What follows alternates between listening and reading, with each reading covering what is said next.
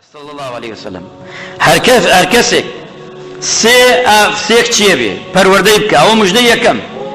ئەمجا دوایەوە بەخێوی بکە مژدەی دووەم سەبر بگرێ لەسەریان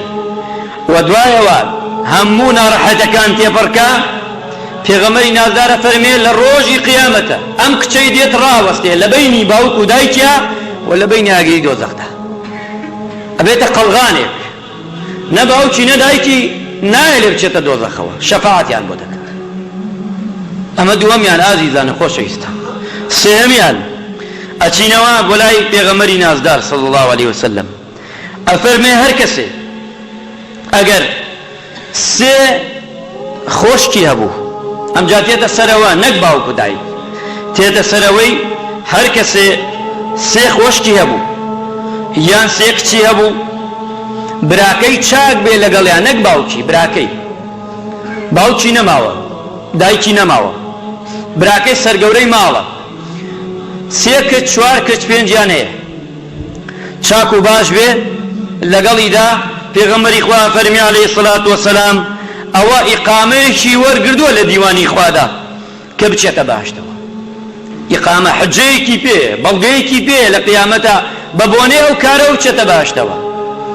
ئەمە براکانش ئەپارێزێ مسلمانە عەزیزەکان تەماشا بکە لە حەدیثی تردا هاتووە وتێتی سێ پێغەمبەری خوا صلی الله علیه وتیانەی پێغەمبەری خوا گەردوو بێ وتێتی دووش لە ڕیوایەتێکی تردا وتیانە یەک ئافرەتش ئەجر و پاداشتی ئەمان هەیە بۆیە ئەبێ ئینسانی خوا صلی الله عليه وسلم فەرمێ ئەگەر کچ گەورە بوو کاتی شودانی هات پێغەمبەری خوا فەرمێ ئیذا تزوج العبد فقد استكمل نصف الإيمان باوکان و دایکانی ئازیز و خۆشەویست ئەگەر کوڕێک گەورە بوو ئەگەر کچێک گەورە بوو ئەم کوڕە گەیشتە کاتی ژنێنانی ئەم کچە گەیە کاتی ژنێنانی شوکردنی عەفو ئەگەر ئێمە تەکمیلەمان کرد بۆیان چونکە خۆیان خاوەنی نیمە ئیمانن هەر مرۆڤ بێ خاوەنی نیوە ئیمانە ئەگەر ژنی هێنا کامل دەبێ کوڕ ژنی هێنا کامل دەبێ ئیمانەکەی کچ شووی کرد ئیمانەکەی کامل دەبێ ئەمە پێغەمبەری نازدار صلی الله عليه وسلم فەرمێ چونکە فەرمێ فەلیەتەقی الله فی نصف الباقی